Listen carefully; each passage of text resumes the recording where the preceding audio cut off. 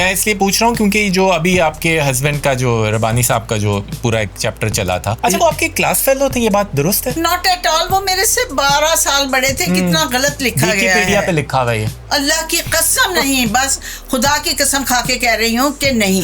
मैं मान सकता हूँ। सुन लीजिए, वो मेरे से 12 साल बड़े थे। अभी भी उनको खड़ा करके देखे और मुझे देखे तो वो मैं उनकी बहू लगती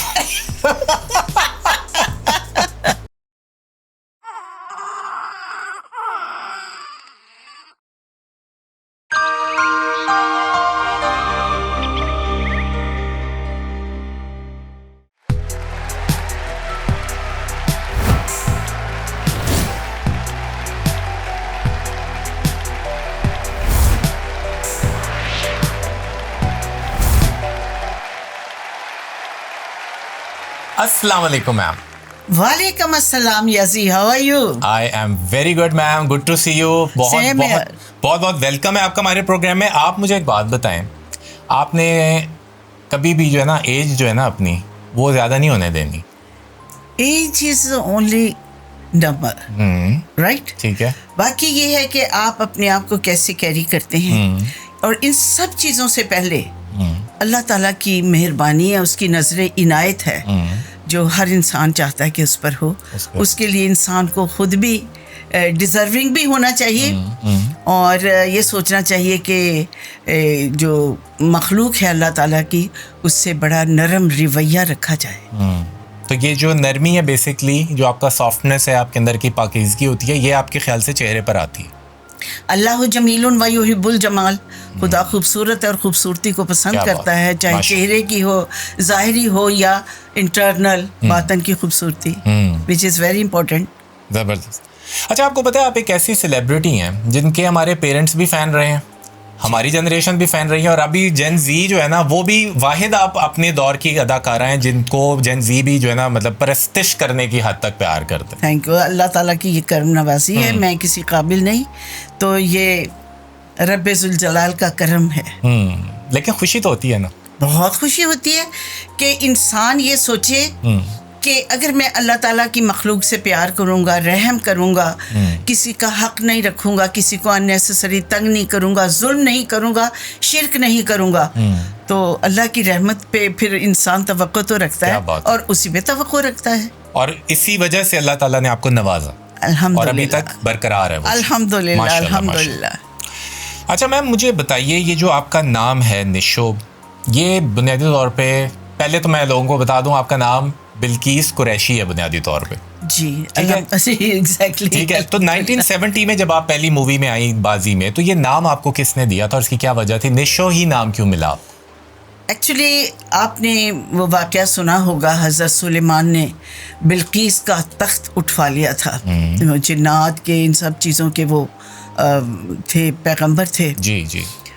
तो ये शहज़ादी थी, बड़ा घमंड करती थी, तो उसका ये आधी जिन थी और आधी औरत थी, तो उनका पलक झपकते ही जिन्नात से उनका तख्त उठवा लिया था।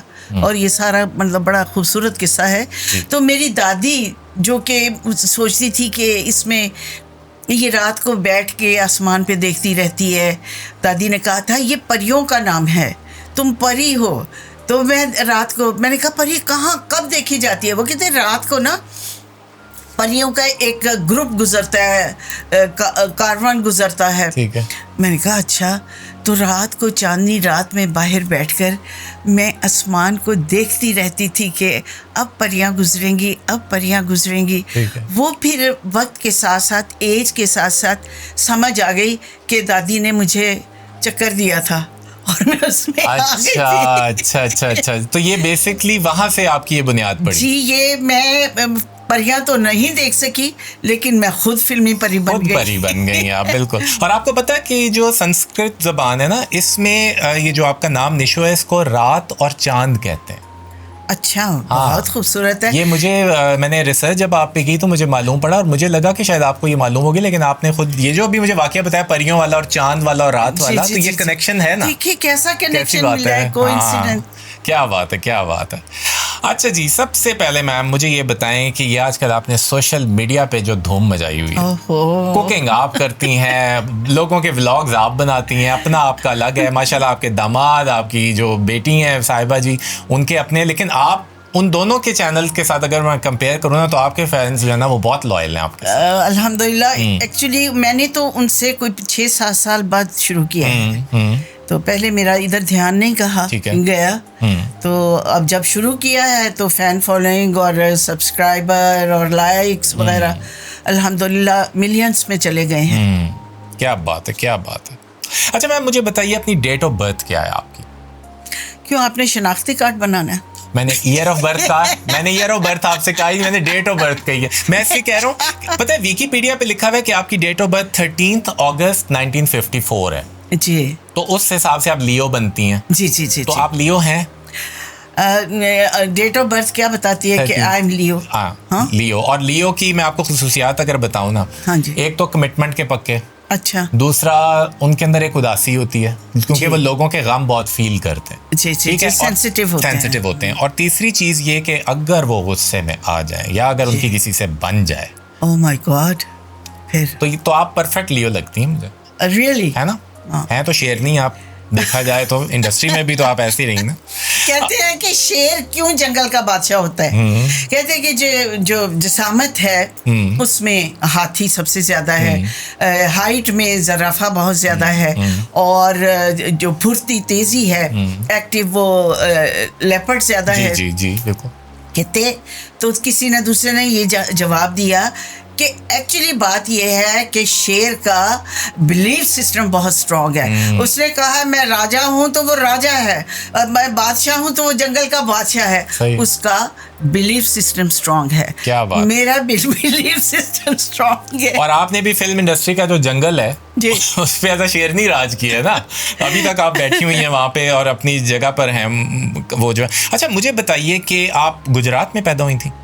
जी, मेरे पेरेंट्स माइग्रेट करके आए थे 1947 में। फिर अच्छा। अम्मी अब्बू की शादी हुई, नानी दादी का वो जो काफले में है वहाँ इंट्रोडक्शन हुआ, उनकी दोस्ती हुई। अम्मी अब्बू यंग थे, उन्होंने कहा कि भाई मैं तो इस कुड़ी दा रिश्ता लेना है, जो मेरी अम्मी थी। ठीक है। तो मेरी दादी ने कहा, नानी ने कहा कि जूतियाँ चिपकानी पड़ेगी, वो दिल्ली वाली थी ना।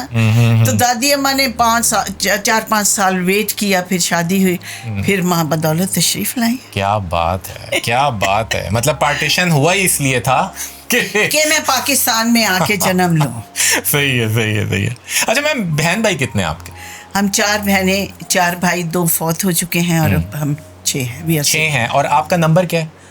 Number 1। Oh my God, okay जबरदस्त। मैं खुद क्योंकि नंबर 1 हूँ अपने घर में, तो मुझे पता है कि जो बड़ा बच्चा होता है वो एक तरह से नंबर 1 का सुन के ना, हर फील्ड में, अपनी फील्ड में मैंने भी कोशिश की है कि इंसान चाहे जूता बनाता हो, उसको अपने काम में परफेक्ट होना चाहिए, एक ब्रांड बनना चाहिए। क्या बात है। तो ये नंबर 1 ज़हन में होगा तो आप तरक्की करेंगे। क्या बात है, मोटिवेशन है ये। जबरदस्त मैम। अच्छा जी, पेरेंट्स आपके जो हैं दोनों, इलाका कौन सा था इंडिया का? अब्बू आए थे पटियाला से और अम्मी आई थी दिल्ली से।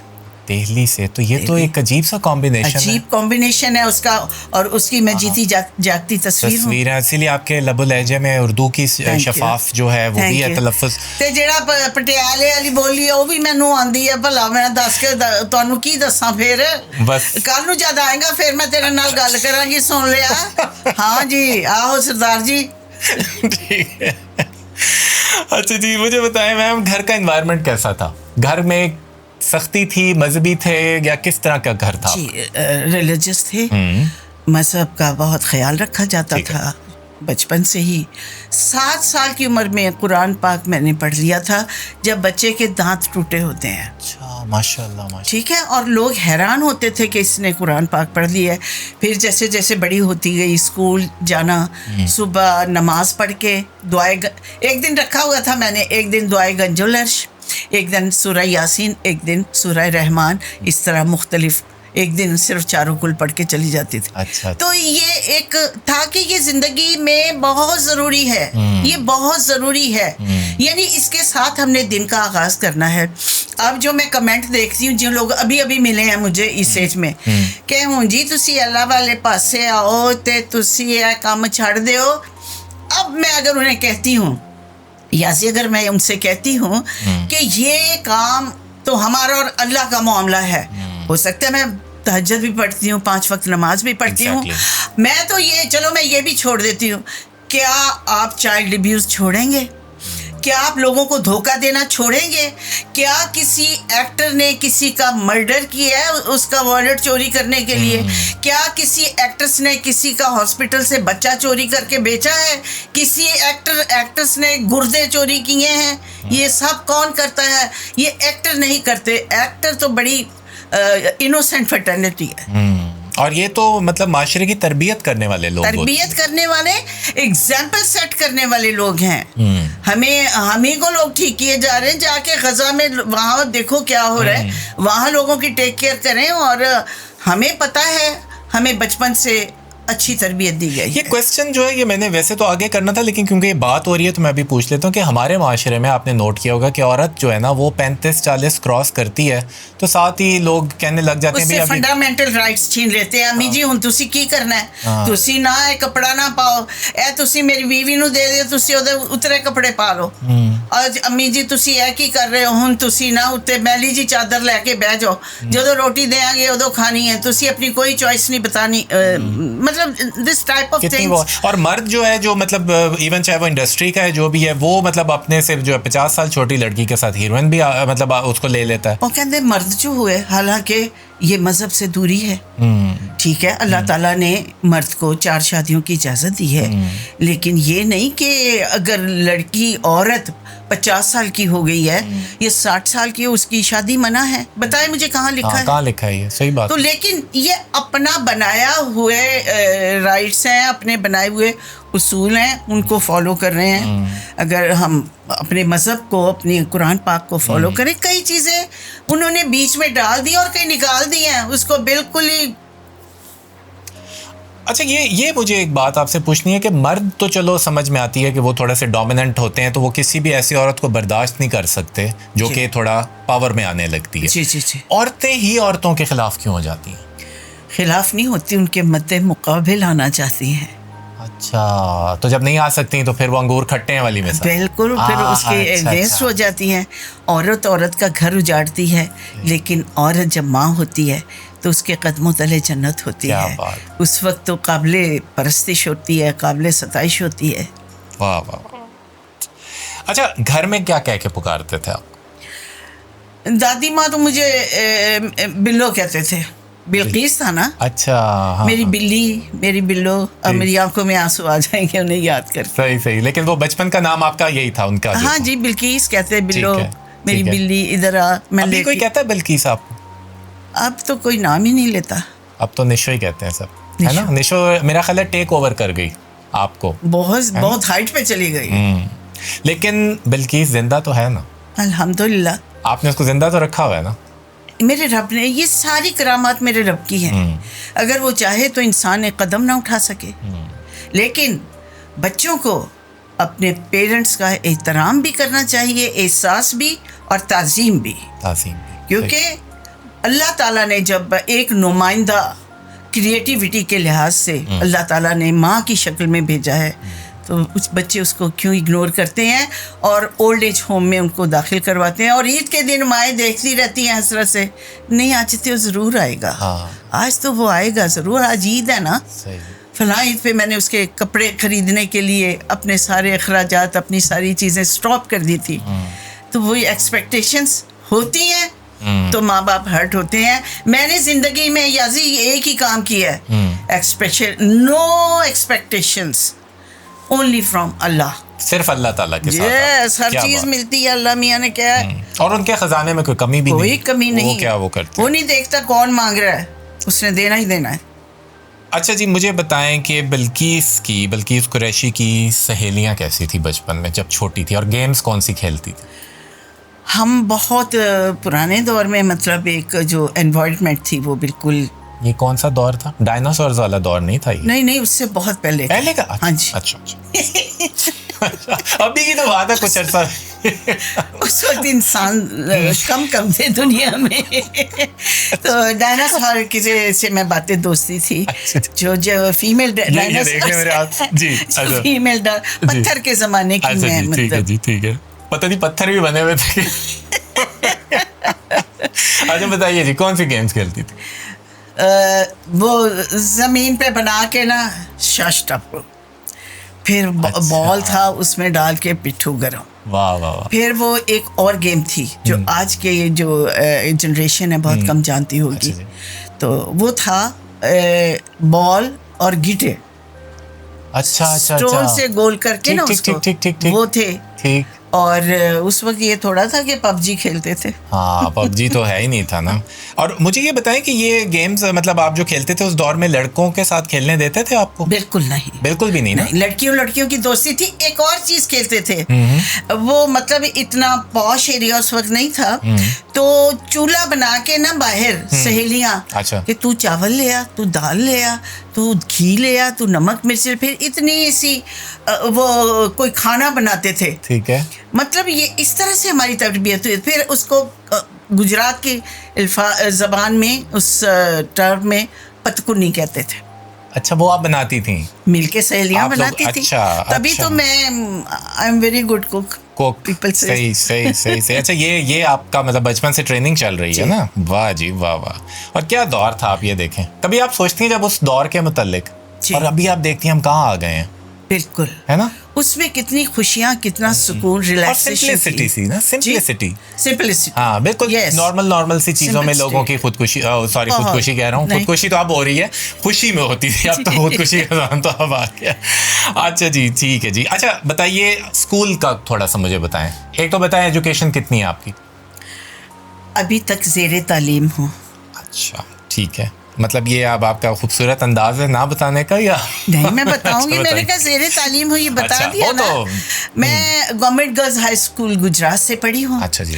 और मैंने 9th क्लास में बीमार हो गई, 7th से मैंने पढ़ाई छोड़ दी। तो मेरे अब्बू ने कहा कि मुझे बुखार ऐसा हो गया था, पता नहीं क्या डायग्नोज हुआ था। अच्छा। तो मैं नहीं, 7वीं क्लास से मैंने छोड़ दिया था। उसके बाद मेरे फादर ने कहा अगर तुमने पढ़ना है तो 9th में दाखिला लो। 7th पढ़ी नहीं, 8वीं बिल्कुल नहीं पढ़ी, कहते 9th में लो वरना मत पढ़ो। मतलब 6ठी से 9वीं में जंप करवा दी? 7वीं से। आप कह रहे 7वीं पूरी नहीं ना पढ़ी? 7th में फेल हो गई थी बीमारी की वजह से, कि 9th में दाखिला लो। तो मैंने 8th क्लास नहीं पढ़ी और मैट्रिक बड़े अच्छे नंबरों में किया। अच्छा, तभी तो बताया ना, मैट्रिक करते ही वेरी यंग एज आपको मूवी। हाँ, सही। अच्छा, एक्टिंग के इंस्टीट्यूट तो हमारे मुल्क में है नहीं जी, और आपको देख के ऐसे लगता है जिस तरह आप किसी एकेडमी से तालीम याफ्ता हैं। आप मुझे बताएं, और ख़ास तौर पे उस दौर में आप में, अच्छा एक तो ये कि वक्त के साथ साथ तो पुख्ता हो जाता है इंसान, लेकिन आपकी पहली मूवी के अंदर ही जी जो अदाकारी है, उसको देख के लगता ही नहीं है कि आपकी पहली मूवी। ये आपने कैसे मतलब किया स्टार्ट? बर्नार्ड शॉ की एक सेइंग है, intellect is born not made. बिल्कुल सही है। जो एस्थेटिक और जो आर्ट, जो पोइट्री, ये स्किल्स जो इंसान के अपने अंदर होती है, वो फिर आप एनवायरनमेंट, आपका एटमॉस्फेयर किस तरह, आपकी अपना टेम्परामेंट, उसका कितना पॉलिश करके कोई चीज़ बनती है। ठीक है ना? ये तो एक हर चीज़ हर इंसान के अंदर होती है। लेकिन ये जो फनकार होते हैं, इनका ये होता है कि बचपन से ही ना ये थोड़े से मुख्तलिफ होते हैं। अच्छा, उस मुख्तलिफ चीज़ों के अंदर कुछ चीज़ें आती हैं जो कि सिमिलैरिटीज़ होती हैं सारे आर्टिस्ट्स में। एक तो ये कि वो आईना जो है ना, उसको अपना पहला टीचर समझते हैं, आईने से बातें भी करते हैं, आईने में वो देखते हैं। ऐसा वहीं से, आईने से ही मैंने एक्टिंग सीखी। कोई बहुत बड़ी ड्रेसिंग टेबल नहीं थी, इतना सा आईना था जिसमें मेरी शक्ल कभी इधर होती, गायब हो जाती, कभी इधर होती। तो उसमें मैं नीलो और शबनम की कॉपी करती थी। अच्छा, लोग कहते थे आपकी शबनम से शक्ल मिलती है, मगर मुझे मैडम नीलो पसंद थी, मैं उनकी कॉपी करती थी। कोई एक आध फिल्म देख ली, और फिल्मी हीरोइन बनने से पहले मैंने टोटल 10 मूवीज देखी थी। अच्छा, क्योंकि गुजरात में ना एक शो होता था मंगल और बुध को, अदरवाइज नहीं, वो मतलब मिक्स गैदरिंग वाली जगह, ठीक है जी। But that was not allowed. अच्छा, तो सिर्फ 8-10 फिल्में आपने देखी थी। जी। तो मतलब इसका ये है कि आप में कोई इंस्पिरेशन ज़्यादा किसी और की आई नहीं, इन्फ्लुएंस नहीं आया आप में किसी का, आपने अपना नेचुरल किया। एक्चुअली जब मैं बाजी में कास्ट किया गया ना, तो इकबाल शहजाद साहब ने और उनकी मिसेस ने मेरी बहुत ग्रूमिंग की। उनकी मिसेस थी, प्रिंसिपल थी लाहौर कॉलेज की। अच्छा जी। उन्होंने हर चीज़ की ग्रूमिंग की, how to behave, how to sit, how to prepare yourself for party and acting and each and everything she told me. तो मैम ये तो फिर एकेडमी हो गई ना? एकेडमी में तो ये सिखाते हैं। बिल्कुल अच्छा, बिल्कुल, ये आज मुझे पता चला है। हाँ, तो मैं उनकी शुक्रगुजार रहूंगी हमेशा। उन्होंने तो आपका करियर में मतलब एक तरह से हेल्प बिल्कुल, वो किया ना उस चीज़ को। क्या बात है। अच्छा, ये मुझे बताइए कि बाजी जो थी 1970 में आई थी, ये हिस्ट्री है पाकिस्तान की। अच्छा। मैं वाहिद हीरोइन हूँ जो 2 सुपरस्टार्स के साथ I was solo heroine, Mohammad Ali और नदीम। आप उनकी हीरोइन थी? जी जी बिल्कुल। ये इतनी सी बच्ची उनकी हीरोइन कैसे बन गई? वो लोग कहते थे यार हीरोइन तो लगती नहीं है, स्कूल से बच्ची को उठा लाओ, लेकिन उन्होंने मुझे मैच्योर लुक दी, मेकअप से, हेयर स्टाइल से। प्रिंट मीडिया ने ऐसा उठाया मुझे, इतना ज़्यादा मेरे बारे में लिखा गया, इतने फ़ोटो शूट्स हुए कि बाजी की हीरोइन, बाजी की हीरोइन, बाजी की हीरोइन। तो वो उस वक्त मुझे उसमें 3rd सपोर्टिंग रोल के लिए लिया था। फिर उन्होंने कहा आप मेहनत करें। फिर उन्होंने मुझे काजी अब्दुल गफ्फार की एक किताब थी लैला के खतूत, फिर वो पढ़ने के लिए दी। फिर डांस डायरेक्टर रखा अकबर सम्राट को, ये खानू पप्पू के जो फादर थे। ठीक है। उन्होंने मुझे डांस वांस का सब सिखाया, बोलने का सिखाया। मिसिस इकबाल शहजाद ने, जो हमारी प्रोड्यूसर थी, उन्होंने मुझे हेयर स्टाइल, और उस वक्त एक चाइनीज़ थी रुबैका, एक ही था चाइनीज़ ब्यूटी पार्लर, वहाँ पे उन्होंने मेरा हेयर स्टाइल बनवाना, मुझे तैयार करना। अच्छा। और एक रहीम था लिबर्टी में, वो भी बहुत बड़ा ब्रांड था। तो वहाँ से मुझे तैयारी, फिर मैं सारा एक्चुअली जैसे शेर का बिलीफ सिस्टम बड़ा स्ट्रांग था ना, होता है, तो मेरा पिक करने का बड़ा स्ट्रांग था, जल्दी फॉलो करती थी और उसको जहन में बिठा लेती थी। इसलिए आप डायरेक्टर्स एक्टर भी मशहूर हैं। अच्छा। क्योंकि डायरेक्टर जो आपको कहते थे आप एग्जैक्टली वही चीज़ डिपिक्ट कर लेती थी मूवी में। अच्छा, रंगीला जो मूवी आई वो भी 1970 में आई जी। एक्चुअली उस पे ये हुआ कि बाजी के सेट पे बड़ी धूम मची, लोग आके देख रहे हैं जी। आज की जनरेशन को मैं बता रही हूँ, it is like Amitabh Bachchan और शाहरुख खान, उनके बीच में कौन अच्छी लगेगी। एक दफ़ा एक मुल्तान में मेरे हस्बैंड के दोस्त थे, तो उन्होंने खाना दिया, तो मेरा बेटा छोटा था, वहाँ लेके चले गए। तो वो हम खाने पे बैठे और बाद में पिक्चर्स, तो ऑटोग्राफ पिक्चर्स, ये वो, उस वक्त इतना वो मूवी का था। ठीक है। तो मुझे कहता अम्मी ये आप लोगों से क्यों, आपसे क्यों तस्वीरें बना रहे हैं? मैंने कहा क्यों बेटे? वो कहता, उन्होंने कहा, कहता आप कोई मैच वैच भी खेलती रही हैं? क्रिकेट मैच खेलती रही है। वो बच्चा था अपने दौर में, उसको तो पता है कि क्रिकेट के अलावा कोई VIP होता ही नहीं। तो फिर उन्होंने बताया कि तुम फिल्में देखते हो? कहता हाँ मैं देखता हूँ। किसकी देखते हो? शाहरुख खान की। तुम्हें अमिताभ बच्चन का पता है? कहता है हाँ पता है। तो उसके साथ कौन आती है? कहता माधुरी दीक्षित। अच्छा अच्छा अच्छा अच्छा। कहते हैं तुम्हारी माँ माधुरी है। अच्छा क्या तो उस वक्त बात उन्होंने है, क्या बात है, जबरदस्त जबरदस्त। फिर उसमें गाना था वे सब तो सोने, रंगीला में। That was a dream song, a dream girl का कैरेक्टर था जो मैंने किया। आपने किया और उसमें अच्छा कई लोगों ने ये आपसे बात भी की, मैंने कई आपके दूसरे इंटरव्यूज में देखा है कि वो रंगीला साहब की शक्ल को बहुत ज़्यादा ज़हन में रखते हैं कि भी वो, लेकिन आपको पता है रंगीला साहब एक बहुत ब्रिलियंट आर्टिस्ट है, बहुत ब्रिलियंट। देखिए कितना, he was a multi talented person. Director Rangeela, artist Rangeela, music director Rangeela, dialogue writer Rangeela, producer Rangeela, exhibitor Rangeela. एक आदमी के में इतने कलर्स, इतनी क्वालिटीज। तो उन्होंने कहा कि ये लड़की ही मैंने कास्ट करनी है, मेरी ड्रीम गर्ल ऐसी है। उसकी अपनी फैंटेसी थी। तो इकबाल शहजाद जो मुझे इंट्रोड्यूस करा रहे थे, कहते ये तो पागल आदमी है, ये तो महीने में फिल्म लगा देगा, हम आराम आराम से बना रहे हैं। तो स्टैम्प पेपर पे लिया उन्होंने,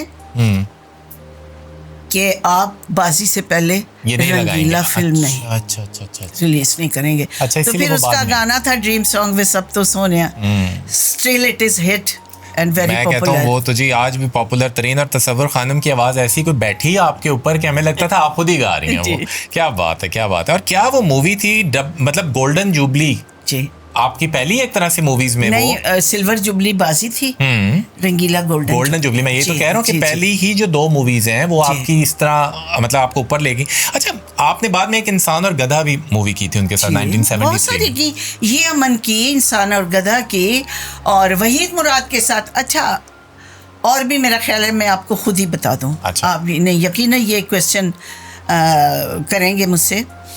उस दौर के तमाम हीरोज जो थे सुपर हिट हीरो, उन्होंने जो जाती प्रोडक्शन थी, प्रोजेक्ट थे, ठीक है। उन्होंने as a heroine, main heroine, फिर मैं दोबारा रिपीट कर रही हूँ, मेन हीरोइन में मेरा इंतखाब किया, मुझे सेलेक्ट क्या किया। बात है, क्या बात है। लाइक रंगीला में वहीद मुराद की जाल, नदीम की मिट्टी के पुतले, कैफी की बिखरे मोती, कवी खान भी हीरो से भी ज़्यादा बड़े स्टार थे, उनकी रोशनी, आँखों के तारे, और उसके बाद और कौन हीरो हैं, जितने उस दौर के हीरोज थे, मतलब मैं उनकी फिल्मों की हीरोइन थी।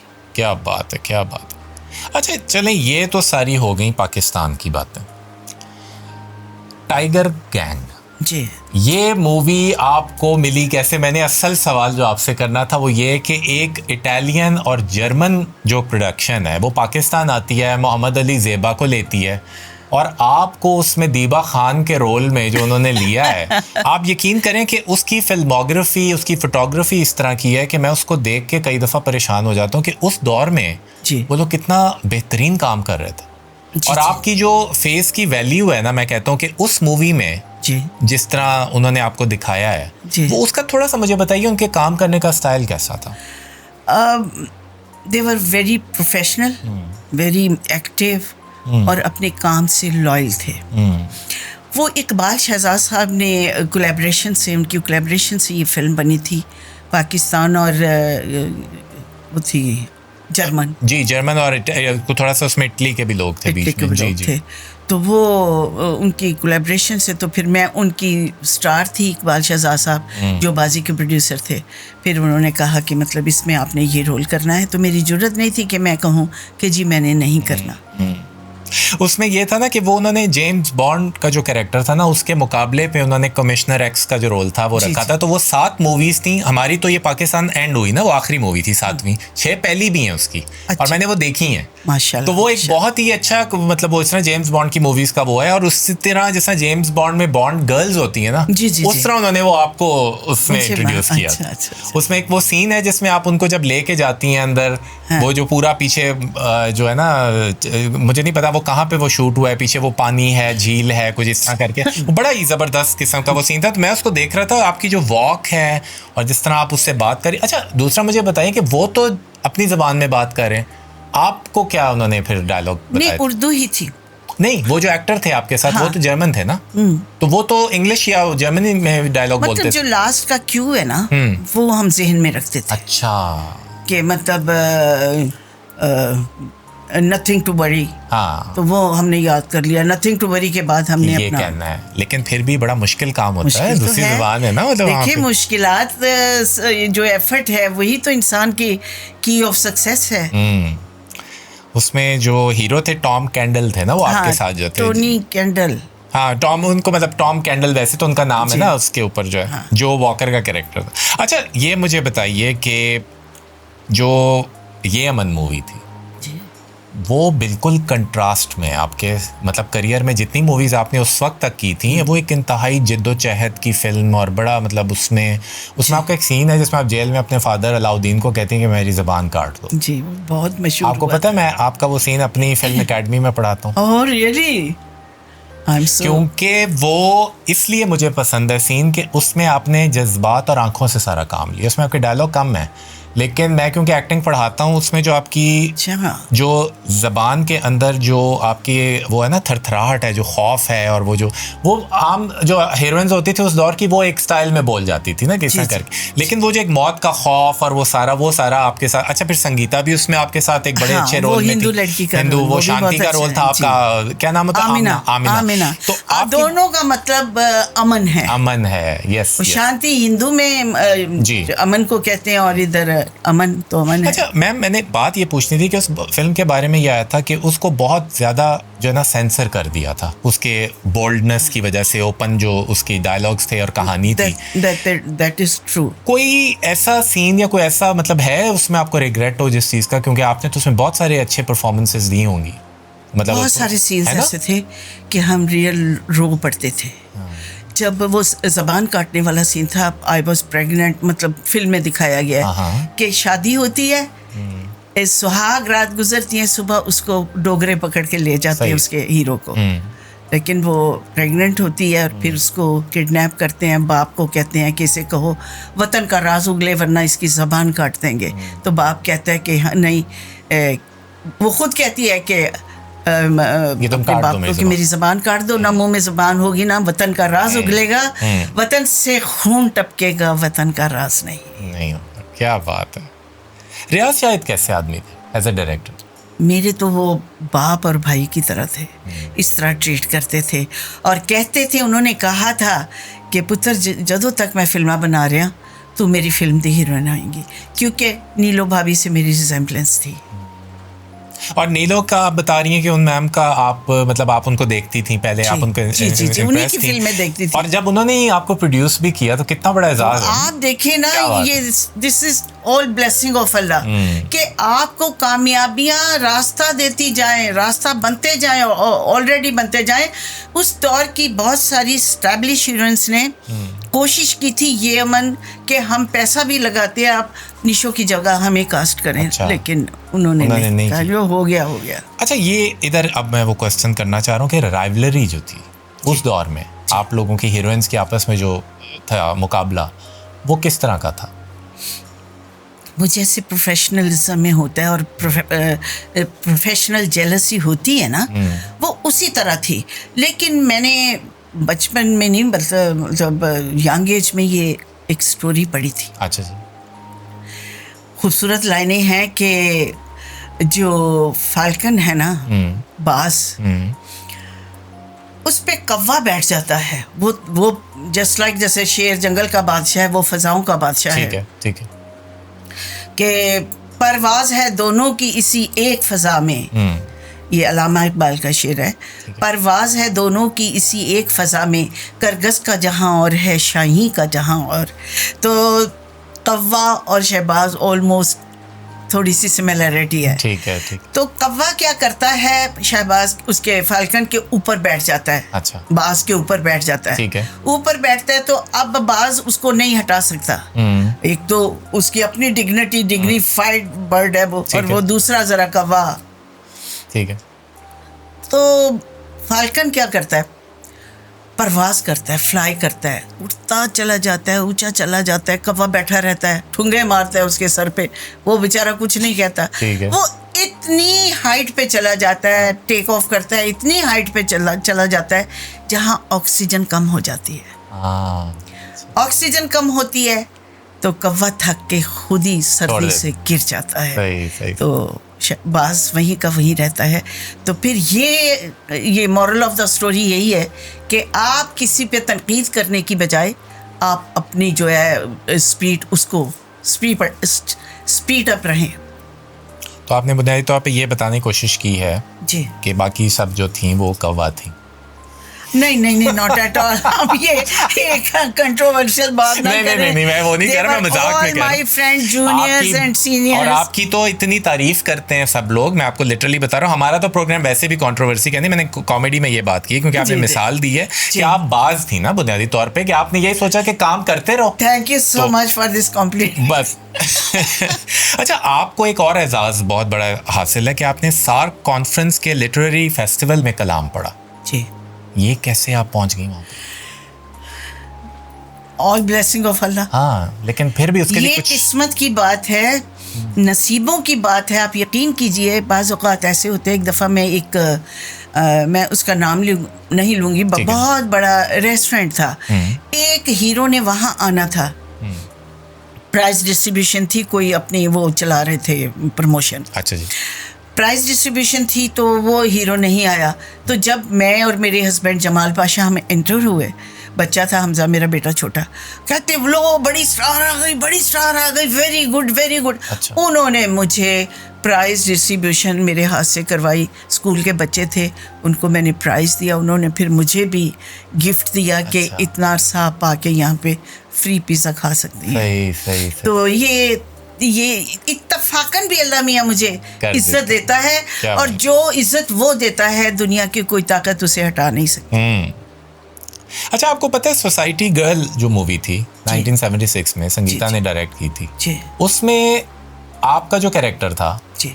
वो ड्रीम गर्ल जब उन्होंने बनाई 97 में रीमेक की, तो उसमें सायरा खान हमारी एक एक्टर, मेरी बड़ी सी दोस्त थी वो, अच्छा, उन्होंने आपका रोल किया था। अच्छा अच्छा अच्छा। तो वो मैंने आपसे पूछना था कि वो कैरेक्टर जो था वो भी एक इंतहाई एक जबरदस्त, उसका भी एक वो गाना था तेरे कदमों में बिखर जाने को, very hit song, Noorjahan ma'am का, क्या खूबसूरत है वो, और वो भी ऐसे लगता है जैसे आप ही गा रही हैं। अच्छा, ये आपके अंदर क्वालिटी थी कि आप अपने जो अल्फाज है ना उनकी अदायगी ऐसे आप अपने जो जेस्चर्स थे इस तरह के देती थी, एक्सप्रेशंस के, लगता था कि वो मतलब पीछे सिंगर नहीं है, आप खुद गा रही हैं। तभी तो टिकटॉक जो है मिलियंस में है। मिलियंस में है, बिल्कुल बिल्कुल बिल्कुल।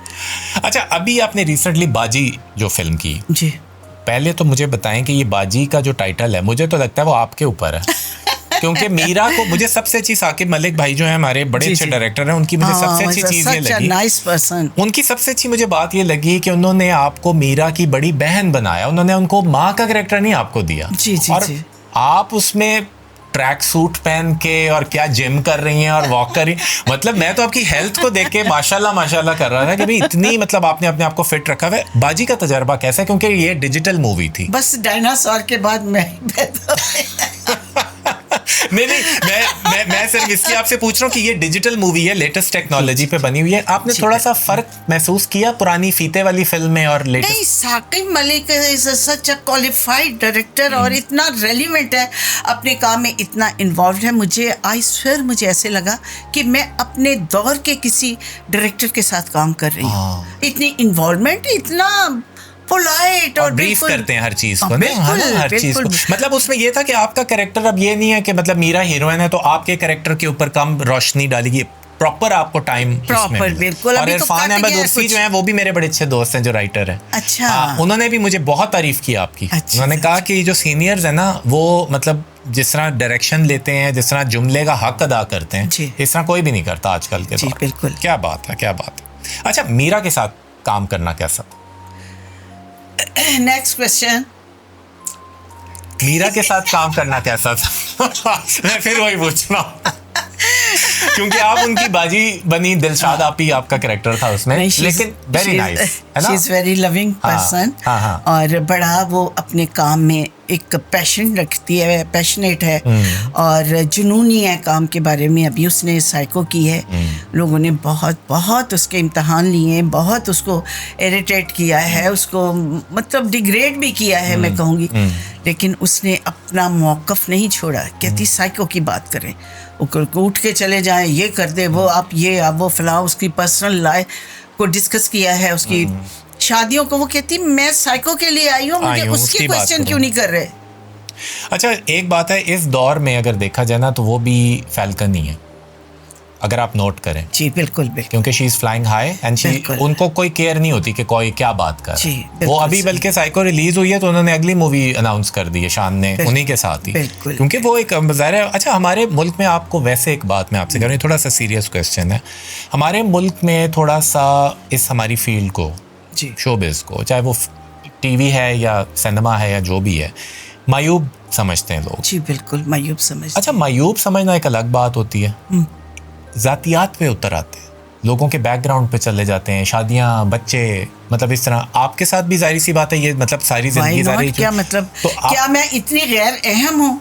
नहीं, आप ही अहम हैं, मैं इसीलिए कह रहा हूँ कि आप ही सबसे अहम थी। तो आपने इस चीज़ को टैकल किस तरह किया, लोगों के रवैये को? टैकल मैंने इसी तरह किया कि देखें, मुझे सिर्फ ये है कि दीन से दूरी है। दीन से दूरी ये है, गुर्दे निकाल के बेच दो, किसी की जायदाद पे कब्जा कर लो, किसी को धोखा देकर जिंदगी की जमा पूंजी ले लो, किसी का बच्चा अगवा करके तावान वसूल करो, ठीक है, किडनैप कर लिया, बाप को किडनैप कर लिया, भाई को किडनैप कर लिया, ये कर लिया किसी के। आज जो सोशल मीडिया पे जो लड़कियों के साथ जुल्म हो रहा है, कौन सा एक्टर है ये सब काम कर रहा है? प्लीज ये क्वेश्चन मैं आपसे कर रही हूँ आज, बताएं कौन करता है? नहीं, कोई भी नहीं करता। ज़ेबा भाभी ने किसी का बच्चा उठा के बेच दिया हो, शबनम ने कोई ऐसी किसी औरत को मार दिया हो, या कोई किसी का घर छीन लिया हो, ऐसा कुछ नहीं। ये सब कौन करता है?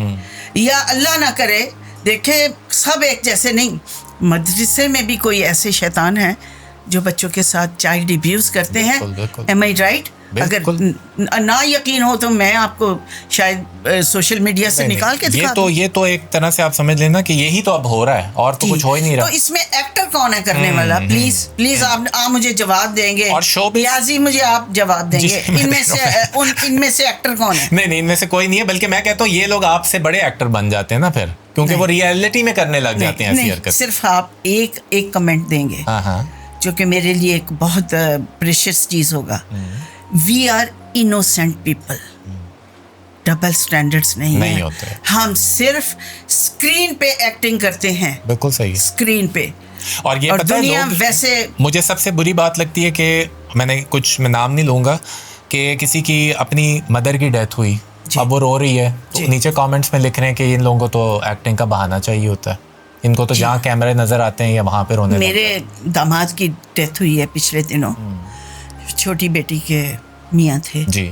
तो अब मुझे इतना गुस्सा चढ़ा कि जी मेहंदी लगाई हुई है, बाल बने हुए हैं और मेकअप किया हुआ है, और मेहंदी क्यों लगा के रो रही हैं? अब आप मुझे बताएं। फिर उनको मैंने हर ज़बान में हर टर्म में समझाया। मैंने कहा cardiac arrest, sudden death, sudden heart attack. फिर मैं क्या छोटे तबके में आ जाओ, दिल दा अटैक होया है। मैंने कहा आपको समझ आई है, उसके लिए कोई शख्स प्रिपेयर नहीं होता। बिल्कुल सही। डेथ हो गई अचानक, तो पहले मैं आधा घंटा मेहंदी उतारती, फिर बालों में खाक डालती, हमें तो होश ही नहीं थी, हम तो सीधा हॉस्पिटल गए। अब ये पिछले दिनों एक वाकया हुआ था कि वो दूल्हे की ही डेथ हो गई बारात में ना, कोई फायरिंग के अंदर। तो अब मुझे बताएं, अब मतलब उसके जो सारे रिश्तेदार तैयार हुए होंगे वो प्रिपेयर तो नहीं होता ना बंदा। मेंटालिटी है, क्यों बाहर नहीं आते इस मेंटालिटी? लेकिन ये है कि समझते क्यों नहीं है लोग, समझते नहीं है ना। अल्लाह ताला उनकी, और बड़ी हिम्मत की बात है कि आप लोग ये बातें कैसे सह जाते हैं। सहते हैं, इसी का तो हमें अल्लाह मियाँ हमें नवाजता है, रिवॉर्ड मिलता है। बिल्कुल। अच्छा जी, आजकल आपका सोशल मीडिया जो है, यूट्यूब चैनल, टिकटॉक, आप छाई हुई हैं हर तरफ, ठीक है। पहले भी मैंने आपसे कहा। अच्छा, ये सब कुछ जाहिर है सोशल मीडिया जो ये अभी 10-1 साल पहले आया है, एक तरह से ये जो नॉर्मल हुआ है, मतलब पहले भी था सोशल मीडिया थोड़ा सा, लेकिन इस तरह नहीं था जिस तरह ये अभी स्मार्टफोन की वजह से। बिल्कुल।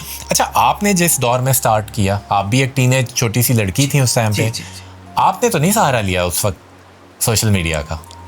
आजकल एक लड़की रात को एक वीडियो बनाती है, सुबह वो वायरल हुई होती है, उसको जो आपने इतनी मेहनत से अपने काम के थ्रू इतने मतलब मिलियन फॉलोअर्स इकट्ठे किए हैं, लड़की जो है या लड़का जो है रात को कोई अच्छी हरकत करता है और सुबह जो है वो 1 मिलियन फॉलोअर हुए होते हैं। ये क्या स्टैंडर्ड आ गया कि आप जैसे लोगों को, मैं सिर्फ क्वेश्चन ही कंप्लीट कर रहा हूँ कि आप जैसे पूरी ज़िंदगी वक्फ करने वाले लोगों की अब ये वर्थ उन्होंने कर दी है कि सिर्फ फॉलोअर से गिनने लग गए। वाले आप दुरुस्त कहते हैं, बिल्कुल ठीक है। नेगेटिव चीज़ का सहारा लेके आगे आना शॉर्ट लिव्ड होता है, राइट। मैं गाने करती हूँ, अभी मुझे लोग कई कमेंट्स में कुछ कहते हैं, मतलब अपने गिरेबान में नहीं झांक के देखेंगे कि भाई तुझे आयतल कुर्सी आती है, तुझे नमाज आती है, तुम पढ़ते हो नहीं, बस गाने ना करो आप। मैं लोगों को ये दिखाना चाह रही हूँ कि खाली जो फेस से एक्सप्रेशन देते हैं वो कितना इनोसेंट लगता है, कितना इफ़ेक्टिव होता है। तभी तो मेरे फॉलोअर्स जो हैं और लाइक्स मिलियंस में जा रहे हैं। मैंने कोई वल्गर बात, वल्गर एक्टिंग, वल्गर, मैं देखती हूँ कि ये चीज़ वल्गर तो नहीं लग रही। हमेशा वल्गैरिटी से, मैंने भी, मेरी बेटी साहिबा ने भी, हमने वल्गैरिटी को कंडेम किया, कभी भी नहीं। अच्छा, तो उसके बगैर भी ना आप देखें, फ़कत निगाह से होता है फैसला दिल का, ना हो निगाह में शोखी तो दिलबरी क्या है।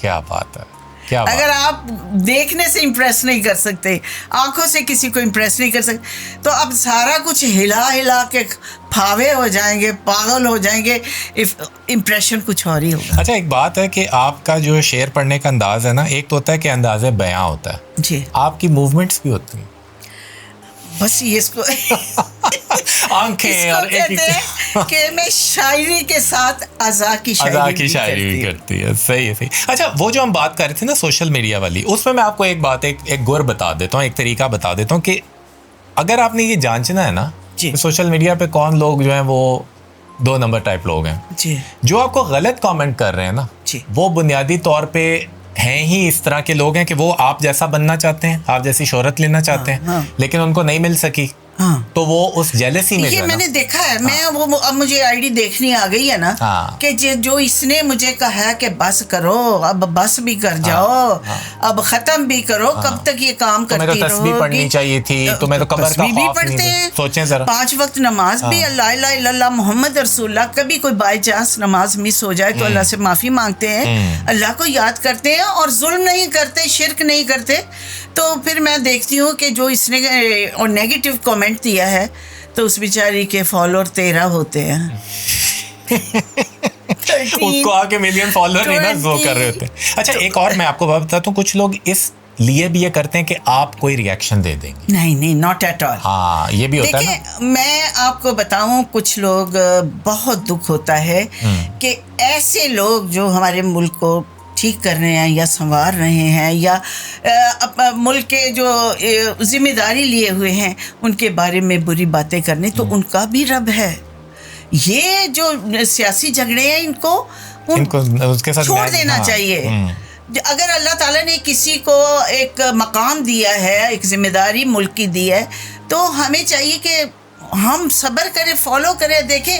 सीइंग इज बिलीविंग कि कोई शख्स कैसे काम कर रहा है। मैम, लोग अपना सिंगल घर अच्छे तरीके से ढंग से नहीं चला सकते, तो जो लोग एक मुल्क चलाते हैं या जो दुनिया में फैसले करते हैं, उन लोगों की क्या। अच्छा, मैंने ये भी नोट किया है कि उन लोगों को फ़र्क भी नहीं पड़ता, वो इसलिए वो कहते हैं ये हैं ही इस लेवल के लोग हैं, तो आप भी इग्नोर ही किया करें। इसका मतलब जो है ना, कोई जवाब मैं तो कभी जवाब नहीं देती। अच्छा जी, अब मुझे एक और क्वेश्चन आपसे करना है। मुझे बताएं कि पाकिस्तान में ये जो लोग होते हैं जो औरत के ऊपर जो ये कर देते हैं, मतलब कोई लेबल लगा देते हैं कि जी ये तो बूढ़ी घोड़ी लाल लगाम है, करते हैं ना इस तरह की बातें कहिए वो। अब ये चीज़ जो है, इसका आपके ख्याल से कोई ऐसा जवाब है जो कि आप इन लोगों को दे सकते? बूढ़ा घोड़ा लाल लगाम। वाह, क्या बात है। बल्कि वो तो कहेंगे काली लगाम कह दें बूढ़े घोड़े को, उसको लाल लगाम तो डालते भी नहीं है वो। अच्छा, मुझे ये एक चीज़ होती है कि आप कोई ऐसा मुझे एक चीज़ बताइए कि कोई आपके दौर में ऐसी चीज़ थी जो कि आपको लगता है कि उस दौर में सही नहीं थी और अब इम्प्रूव हुई है जब आप छोटी थी। ऑब्जर्वेशन अभी अच्छा, मतलब मैं काम कर रही थी प्रोफेशन में या बचपन में? जनरल माशरे की बात करूं, हमारे मुल्क में कौन सी ऐसी चीज़ थी जो आपके दौर में थोड़ी मतलब बंधी हुई थी, थोड़ी सी खिंचा, मतलब एक होता ना उस पर रिजर्व थी, तो अब जो आपको लगता है कि अब चीज़ें सही हुई हैं, वो ऐसे क्या चीज़ है? देखिए, कुछ तो तरक्कियां हुई हैं जो जिसमें इंसान को फैसिलिटेट किया गया, इन्वायरमेंट को। आप एक होता है ना कि कंफर्ट जोन में आए हैं। ठीक है। कंफर्ट जोन अपनी जगह। जो सबसे बुरी चीज़ है ना, जो रिलेशनशिप में, वो है ही नहीं रिलेशनशिप। बच्चे उधर देख रहे हैं, ये माँ बाप देख रहे हैं कि अच्छा फारिग हूँ, अम्मी जी मैं काम कर रहा हूँ, मैं ये कर रहा हूँ, प्लीज़ आप मिनट मुझे डिस्टर्ब ना करें। तो ये जो फैमिली बॉन्डिंग थी, ये कहाँ गई? हाँ। ये बहुत बड़ा लॉस है। ये रिलेशनशिप में बहुत बड़ा लॉस है। आप ये देखिए कि जो लोग अपनी बूढ़ी माओं को आजकल के दौर में ओल्ड होम्स में छोड़ते आ रहे हैं, ये तो उस दौर की माएँ हैं जब ये सब कनेक्टेड था। तो आप सोचें कि आज से 50 साल बाद या 30 साल बाद ये वाली माएँ या ये बच्चे ये अपने माँ बाप के साथ क्या सलूक करेंगे? इसीलिए तो मैं अपने आप को बुढ़ापा तारी नहीं होने देती। आप तो आप फिट है ना, आप मैं सही डर हैं। के फ्रेश और तंदुरुस्त और बाकी अल्लाह से मांगती भी हूँ तो बिल्कुल, अल्लाह बिल्कुल। मियाँ देता है, इसलिए मैं डर के मारे कोई मुझे बेकार समझ के देखे। ये बड़ा टची पॉइंट है कि मेरी औलाद या लोग मुझे बेकार समझ के फेंक ना दें, ऑब्सोलेट ना कर दें। बिल्कुल बिल्कुल। तो इसलिए मैं एक्टिव रहती हूँ, फ्रेश रहती हूँ और अल्लाह ताला से यही दुआ मांगती हूँ, अल्लाह मियाँ मेरा सिस्टम जो है ना इसी तरह रखना। अच्छा, एक ये बात हमने सुनी है कि एक स्टेटमेंट है कि पाकिस्तान कायदे आज़म ने बनाया। जी हमारे कौमी शायर जो हैं वो अल्लामा इकबाल हैं, जी। और निशो मैडम ने चौथी शादी क्यों नहीं की? 3 शादियाँ तीन हैं। शादियां तो हैं ना, चौथी हाँ। क्यों नहीं की? चौथी मैं शादी करती नहीं, मुझसे हो जाती है। हो जाती है। इतनी आप मासूम। इतना मेरी शादियों को डिस्कस किया गया, हालांकि बाज हमारी फीमेल्स हैं किसी भी शोबे से ताल्लुक 6 शादियां हुई हैं, 5 शादियां हुई, लेकिन मेरी शादी क्या, मैं लूली लंगड़ी हूँ, मैं बदसूरत हूँ, मैं क्या हूँ कि मेरी दूसरी से तीसरी शादी नहीं हो सकती। इसीलिए अब चौथी यूं नहीं कर रही कि बस अब मैंने नहीं करनी। नहीं करनी, सही है। नहीं, मैं इसलिए पूछ रहा हूँ क्योंकि जो अभी आपके हस्बैंड का जो रबानी साहब का जो पूरा एक चैप्टर चला था, उसमें भी आपको पता है कि लोगों ने वो मतलब चीज़ें को रेतनी शुरू कर दी ना कि भाई ये इन्होंने शादी की थी और ये सब नहीं चली। अच्छा, नहीं चली तो नहीं, मतलब आम लोगों की भी नहीं चलती, 11 लेकिन महीने 11 माह चली थी। 11 माह चली थी। अच्छा, वो आपके क्लास फेलो थे, ये बात दुरुस्त है? नॉट एट ऑल, वो मेरे से 12 साल बड़े थे। कितना गलत लिखा गया विकिपीडिया है। पे लिखा हुआ है कि वो नहीं, उसके नहीं, कि not- लव मैरिज हुई थी तो इस वजह से आपके माँ बाप ने आपको घर से निकाल लिया था। अल्लाह की कसम नहीं, बस खुदा की कसम खा के कह रही हूँ कि नहीं। मैं मान सकता हूँ। सुन लीजिए, वो मेरे से 12 साल बड़े अच्छा। थे। अभी भी उनको खड़ा करके देखे और मुझे देखे सही। तो वो मैं उनकी बहू लगती नहीं, वो तो मैंने देख लिया था। आप खुद देख लीजिए। नहीं, मैंने देख लिया था उसको। तो नहीं, ये तो थे खूबसूरत आदमी, थे खूबसूरत आदमी। हाँ, लोग कहते थे निशो से ज्यादा हसीन है। हाँ। अगर मैं अपने हुस्न को उससे बढ़ के उन्हें हसीन कह सकती हूँ तो मैं ये भी कहते सकती हूँ कि 12-13 साल बड़े थे। कहीं इत्तेफाक हुआ, देखा, मुझे शादी थी एक मोहल्ले में, वहाँ देखा और लड़के पीछे जैसे आते हैं लड़कियों के, देखा भी कैसे स्लो मोशन हो जाता है सारा कुछ। दीवार होती है ना, हाँ, नीचे हाँ। वो हमारी मेरी कजन की शादी थी, ऊपर दीवारों पे ना औरतें दुपट्टे लेके देख रही थी, वो पर्दे के लिहाज से, और लड़के भी दुपट्टे लेके आंखें निकाल के देख रहे थे। अब दुपट्टे में कैसे पता चलेगा कि ये लड़का ये लड़की है? अच्छा। तो वहां से पीछे आना शुरू किया। फिर वो चले गए जर्मनी। अच्छा, जर्मनी चले गए। मैं फिल्म इंडस्ट्री में आ गई, 4-5 साल यहाँ काम किया। फिर वो खतो किताबत होती रही। तो फिर आके पेरेंट्स की मर्जी से बाखुदा उसके पेरेंट्स आए थे, आके निकाह किया, शादी की, और शादी को खुफिया रखा क्योंकि मैं हीरोइन थी उस वक्त, मेरा बिजनेस खराब होता था। सही है, सही है, सही है। तो साहिबा जब पैदा हुई तो ये आपके साथ नहीं थे? तो मतलब थोड़े से अरसे ही रहे ना, मतलब उन्होंने परवरिश में तो नहीं आपका साथ दिया ना? नहीं, मैं ये बात नहीं कर रहा, मैं ये कह रहा हूँ कि उन्होंने परवरिश में साथ मंथ था। हाँ, तो गायब हो गए। यही तो मैं कह रहा हूँ आपसे कि परवरिश में तो कोई साथ नहीं दिया, शक्ल भी नहीं देखी थी। और इसीलिए वो बहुत दुखी हुई थी जब वो मुलाकात भी हुई है ना, और मुझे ऐसा लग रहा था कि जैसे अब फायदा नहीं रहा। आप बताएं कि अभी भी क्या जरूरत थी आने की? फायदा नहीं रहा। अब उनको जरूरत है, माली हालात ठीक नहीं है, और बाकी छोड़े, इस बात को डिस्कस ही ना करें। ठीक है जी, ठीक है। अब उनको मदद की जरूरत है। मैंने कहा बेटा तुम्हारा बाप है, तुम मदद करो। हाँ, चलिए, ये तो आपका बड़ापन है, ये तो आपका बड़ापन है माशाल्लाह। पहले भी अगर वो छीन कर ना ले जाते तो मैं उनकी मदद करती रहती। अच्छा जी, एक गेम हम यहाँ खेल रहे हैं छोटी सी, ये है हाई 5 गेम। 5 क्वेश्चंस हैं, ये आपने मुझे बताने जल्दी जल्दी। अच्छा, निशो मैडम का सबसे खुशी का लम्हा जिंदगी में अगर मैं कहूँ टॉप पे, तो क्या चीज़ याद आती? जब मेरी बाजी फिल्म रिलीज हुई थी, that was happiest moment of my life. अच्छा, और आज तक जितनी खुशियाँ आपको मिली उनमें वो अभी भी डोमिनेट सबसे ज़्यादा? और एक दूसरा लम्हा वो था जब मेरी बेटी साहिबा की मंगनी हमने सेलिब्रेट की थी। अच्छा। तो वही गाना चल रहा था उन दिनों, नच पंजाबन। मुझे नहीं पता, सारे गेस्ट बैठे हुए हैं, वो मंगनी के सारे गेटअप में है साहिबा, और वो गाना लगा, मैंने बगैर देखे उठ के ऐसे ऐसे भंगड़ा डालना शुरू कर दिया। आई वाज सो हैप्पी कि मेरी बेटी की मंगनी हो रही है। क्या बात है। अच्छा जी, सबसे बड़ा गमगीन लम्हा? जब मेरी मदर की डेथ हुई थी। मदर की डेथ हुई थी। आपकी क्या उम्र थी जब उनकी डेथ हुई? अभी कुछ 10 साल पहले हुई। 10 साल पहले। जी। और आप अभी भी क्लोज थी उनके साथ? मेरे पास ही वो आखिरी अय्याम उन्होंने मेरे पास गुजारे हैं। कैसी बेटी थी आप? काश आप वो जिंदा होती, आप उनसे पूछते। खुश गई आपसे? बहुत खुश। फादर आपके कब गए थे? वो तो 82 में चले गए थे। 82 में? तो आप तो बहुत यंग होंगी उस वक्त। तो उस वक्त आपने कैसे कोप किया होगा, आपकी वालदा ने? बस फैमिली थी, बहन भाई थे। तो लेकिन मेन सपोर्ट सिस्टम तो आप ही थी ना? नहीं, उस वक्त जब मैं शादीशुदा हो गई थी। अच्छा, सही सही। वो अपना करते थे, घर बार उनके पास था, प्रॉपर्टीज किरायों पे दी हुई थी, तो वो बड़े लिमिटेड अपने रिसोर्सेज में गुज़र औक़ात करते थे। भाई भाई काम करने लगे थे। कोई पछतावा है, सबसे बड़ा पछतावा ज़िंदगी में? मेरा जो रिग्रेट है वो यही है कि मैं रिश्तों को समझ नहीं सकी, या वो मुझे नहीं समझ सके, या मैं उनको समझा नहीं सकी।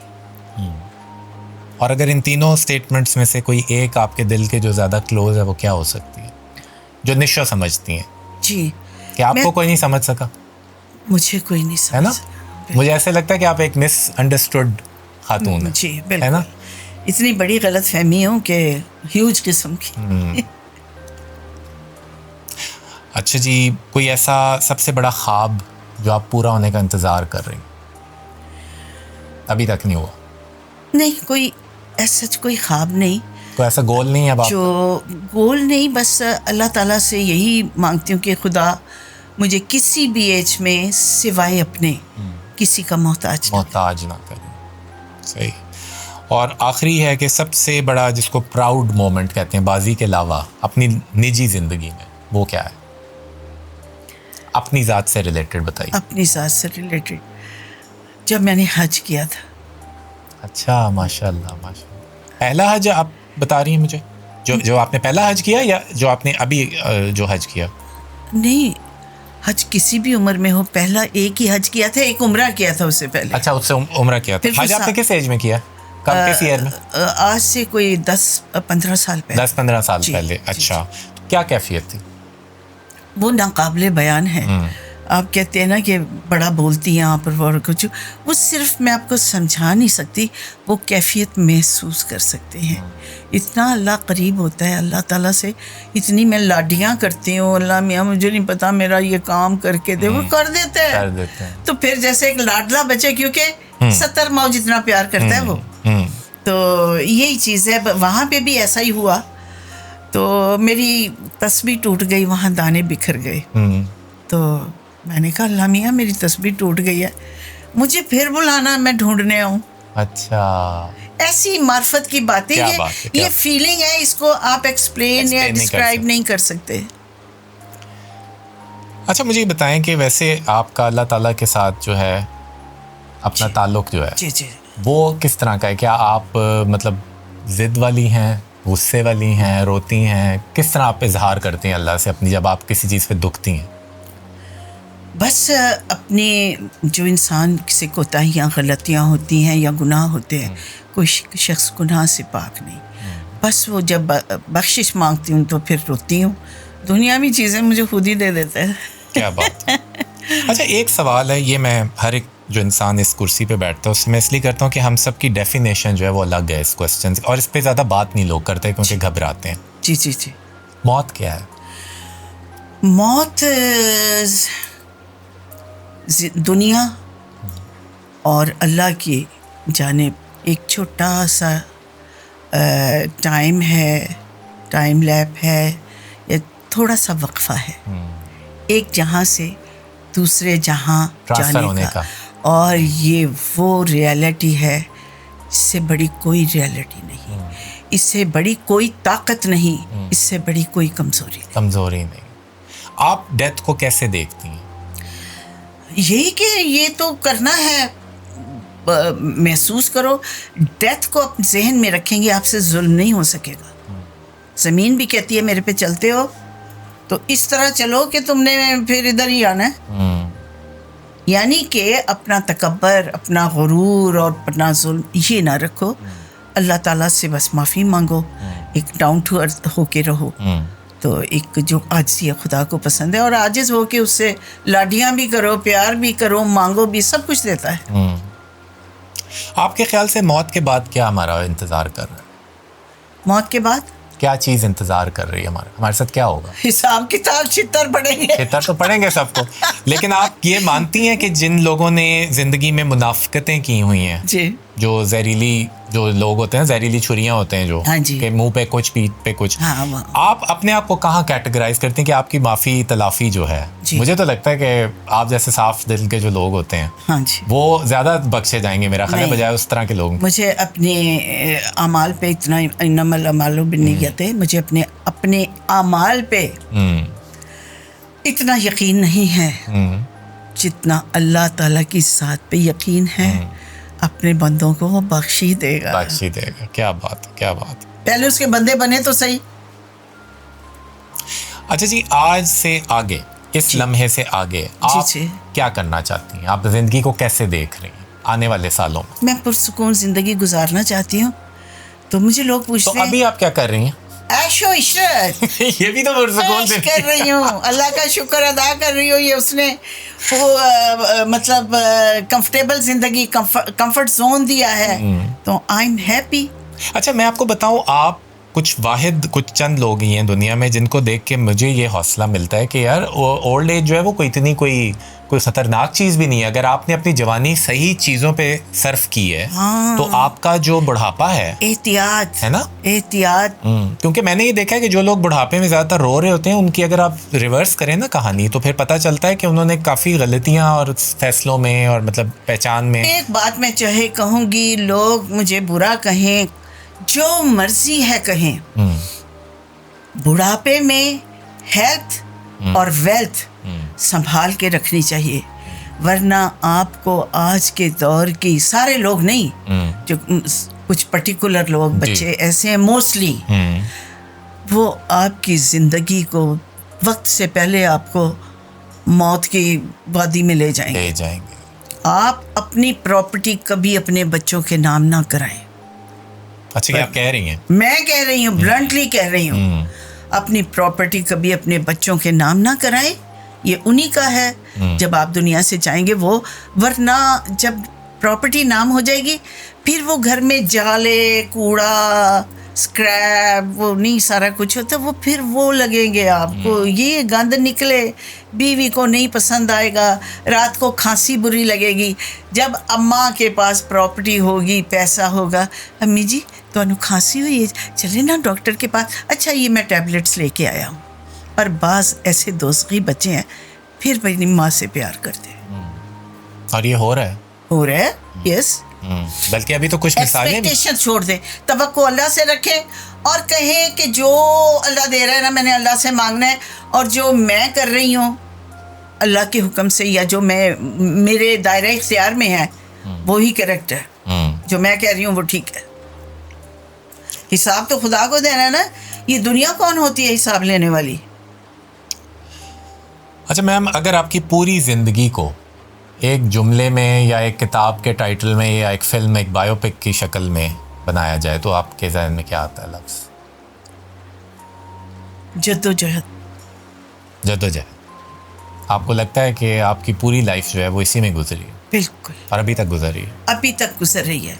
और आगे भी सोचती हूँ कि आगे मुझे कैसे जद्दोजहद करनी है, स्ट्रगल कैसे करनी है, अपनी ज़िंदगी को कंफर्टेबल कब बनाना है, खाएं अल्लाह का, मांगे अल्लाह से, दे अल्लाह मियाँ। और कहना और दुख हम लोगों का दिल में बसाते हैं, उसकी जगह अल्लाह का जिक्र ना बसाएं, अल्लाह का नाम ना लें कि जिसने कायनात को पैदा किया है, हमें सारी नेमतों से नवाजा है, हम प्रायोरिटी देते हैं लोगों को। बिल्कुल सही। तो उसने ये कहा, उसने वो कहा, उसने मेरा ऐसा कर दिया, वो कर दिया, forget it everything, forget it. अच्छा जी, आखिरी जो मेरा है आपसे सवाल वो ये है कि जेन जी या आज की जो नस्ल है या आने वाली जो नस्ल है, क्योंकि ये इंटरव्यू आपका 20 साल बाद भी देखा जाएगा, 50 साल बाद भी पड़ा होगा जी नेट पे। जी। आप आज इस दौर में 2026 में ऐसा क्या मैसेज देना चाहेंगे जो उनके काम आ सके? मैं सिर्फ ये कहूँगी, अपनी लेगेसी को ना भूलें, अपने पेरेंट्स को, अपनी जो जिस माँ बाप ने पैदा किया, पाला, पढ़ाया, अगर आपका कोई भी उस दौर का जो एरा है उसको महसूस करें तो आपको बड़ी शर्मिंदगी होगी। क्या माँ ने पैदा किया उस दौर में, कहते ना एक मिसालन बात है, गीली जगह खुद सोती रही। अब तो आजकल तो खैर पैम्पर्स आ गए हैं। तो उसके बाप की मुशक्क़त, बाप जिस भी तबका फ़िक्र से ताल्लुक़ रखता है, जिस कैटेगरी से, जो भी उसकी फाइनेंशियल कंडीशन है, वो फर्स्ट प्रायोरिटी औलाद को देता है। फिर जब ओल्ड एज होम में बाप रोटी खा रहे होते हैं ना, उससे खैरात की, तो वो मंजर मुझसे देखा नहीं जाता, मुझसे नहीं बर्दाश्त होता कि रातों को उठ के ये बच्चे को हॉस्पिटल लेके गया होगा, इसने रात को दूध ख़त्म हो गया उसका बंदोबस्त किया होगा, मेडिसिन ली होगी, उसको जलील हुआ होगा, जलील हुआ होगा, जो भी जिसके रिसोर्सेज होंगे। लो बजट कम्युनिटी वो और तकलीफ़ में गुजरती है, वेल ऑफ लोग उनकी और प्रॉब्लम। तो उसने ये किया, तो उस वक्त ये मांग नहीं सकता था। आज पेरेंट्स मांग रहे हैं, मोहब्बत मांग रहे हैं, तवज्जो मांग रहे हैं और रिस्पेक्ट मांग रहे हैं, तो ये मांगने के बावजूद नहीं दे रहे। तो इस जो भी ये जनरेशन है, इसको तो बस अल्लाह ही पूछे। जो ऐसे नहीं है तो अल्लाह ताला से वो एक अच्छा सिला पाएंगे, जन्नत भी तो बनी हुई है ना। ये तो बिल्कुल बात आपने सही की। चलें, आप उदास हो गई हैं, अब मुझे बताइए प्रोग्राम में आके कैसा लगा? बहुत अच्छा लगा। मैंने पाकिस्तान में, मेरा ख्याल है आप अगर कैलकुलेट करें सोशल मीडिया पे, मैंने कैलकुलेट ही नहीं किया हुआ, क्योंकि वो हो ही नहीं सकता। इतना आपने अपीयरेंस दिया है, और आपके दौर में कोई भी एक भी एक्टर या एक्ट्रेस नहीं है जिसने इतनी सोशल मीडिया पे अपीयरेंस दी। तो अब मुझे भी सुनिए ना, जो मैंने आज ये आपका प्रोग्राम्स किया है, बड़े बड़े होस्ट, बड़े बड़े क्वालिफाइड लोग, तो मुझे बिलीव में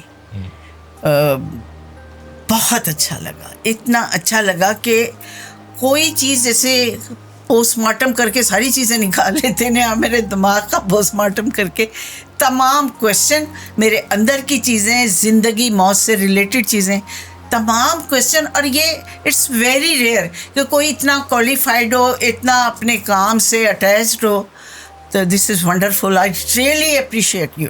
thank you so much ma'am. आपके लिए दिल से प्यार है, दिल से दुआ है, आपकी रिस्पेक्ट है, अकीदत है। आप ऐसे ही यंग रहें, अपने पाँव पे रहें, सेहत के साथ रहें ज़िंदगी में, और डटी रहें, और जिद्दोजहद जो है ना वो आपने नहीं छोड़नी इंशाल्लाह ताला, क्योंकि ये सारी ताकत मेरे रब ने मुझे दी है। आपके दिए, अल्लाह ताला आप पे मेहरबान है। और इंशाल्लाह हम बहुत जल्दी आपको और भी प्रोजेक्ट्स में देखेंगे, और हम हमेशा जिसको कहते हैं ना, आपके लिए दुआ गो रहते हैं। बहुत बहुत शुक्रिया।